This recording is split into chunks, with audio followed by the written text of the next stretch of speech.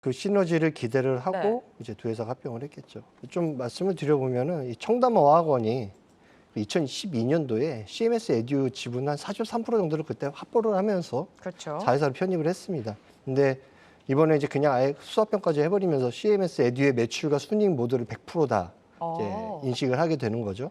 그래서 뭐 회사 이름도 그냥 청담어학원이었던 게 이제 3월 17일 날 회사 이름도 이제 바꿔버린 거예요.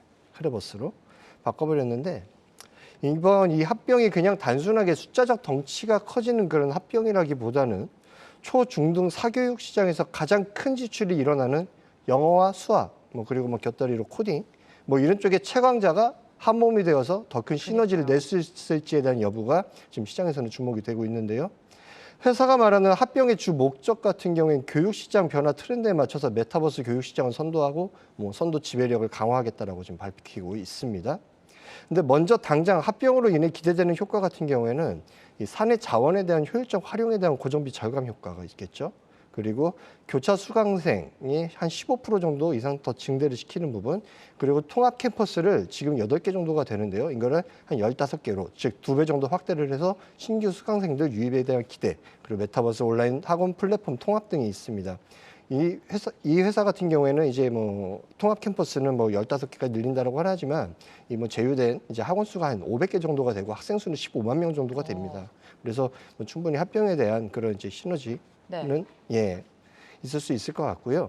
그리고 제가 좀 생각을 해봤는데 저도 이제 초등학교 자녀들을 좀 키우고 있는데 애들이 이제 학교를 코로나 때문에 거의 못 못 갔죠. 갔었어요.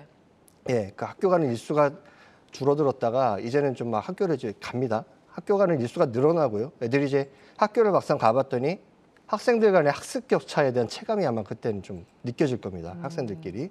그렇게 되면은 이제 주요 과목 중심으로 사교육이 더 늘어날 것으로 좀 기대를 하고 있기 때문에 동사 같은 경우 이러한 이제 상황에 선제적으로 좀 빠르게 대응하기 위해서 영어 수학을 아예 묶어가지고 다 합병을 시켜버린 게 아닐까라는 생각이 듭니다.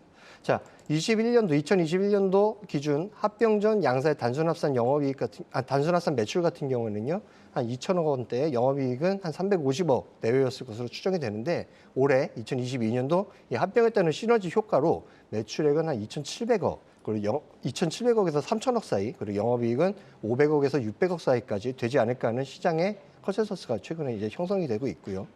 이 정도가 되면은 현 시총 기준으로 22년도 기준 PER이 한 10배 정도가 나오게 되는 건데요. 물론 뭐 대교나 웅진 시크빅이나 디지털 대성, 뭐 비상교육 같은 경쟁사들의 PER 밸류가 지금 7배에서 13배 정도까지 나오는 상황이기 때문에 마냥 이 가격대가 뭐 매력적이다라고 볼 수는 없지만 이제 합병에 따른 시너지 효과에 대한 프리미엄은 그래도 좀 더 쳐줘도 되지 않을까. 그래서 10배 정도는 그래도 아. 사볼 만하지 않을까 하는 생각이 듭니다.